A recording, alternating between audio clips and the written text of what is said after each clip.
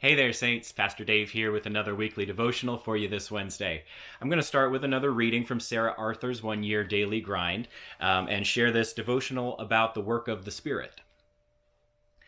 Years ago, I went to work at a Christian camp for the summer. For staff training, we broke into small groups and left for several days to bond. Some groups went biking or hiking or rock climbing. Ours loaded up a 30-foot boat called a Voyager canoe and headed to the Lake Michigan coast.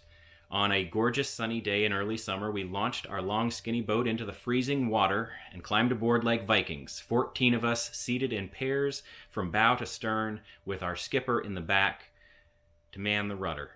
At his word, we began paddling in unison, counting aloud the strokes, 1, 2, 3, 4, all the way to 100. Then we started over again, and during each set of 100 strokes, one pair of paddlers got to rest, a system that we quickly came to appreciate.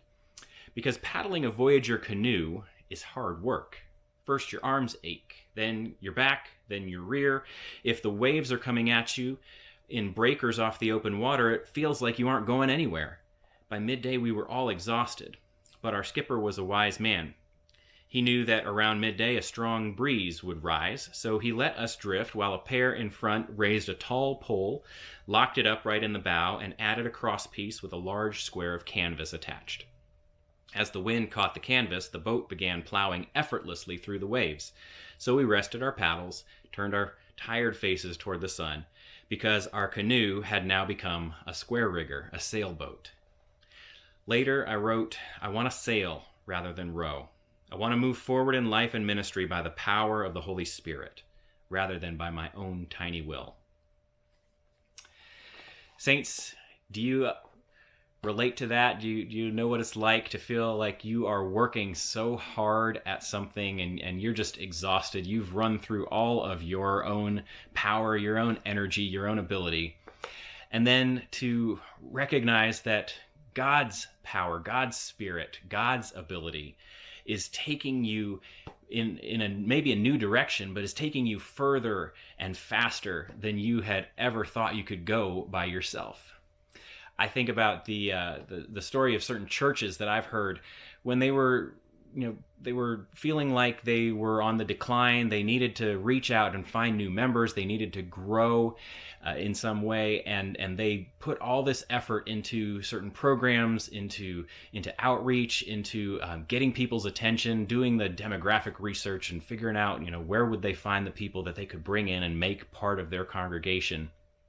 And then it occurred to someone, well, wait a minute, we're already hosting, a Spanish-speaking language congregation. We've already got this congregation nesting with us. Why don't we work together and partner with them and see where God might grow us together rather than keep doing our own thing and spending all of this energy and effort? It occurred to someone in that story that the sail had been opened, that the wind was blowing, and they just needed to move with it rather than keep rowing on their own. Another story that we heard just this past Sunday about Pentecost, about the Spirit coming among the disciples in the church in Jerusalem, and how it enabled them to do something that they could never have done on their own, to communicate with people who spoke different languages. And the church grew explosively because of that. Sometimes we feel like we're beating our heads against the wall to try to get something done. And maybe it doesn't seem like there's any progress, or maybe the progress is just too slow and we're just too tired to keep going. Maybe that's a really good time for us to pick our heads up and start paying attention.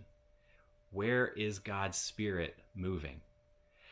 It's so much easier for us to throw up a sail and catch that wind than to keep rowing all on our own power. Saints, that's your devotional this week. I hope it's something worth thinking about. I hope it's helpful for you. I hope you're doing well and staying healthy, and I hope you're praying for me. I'll keep praying for you. I'll see you again soon, Saints. Take care.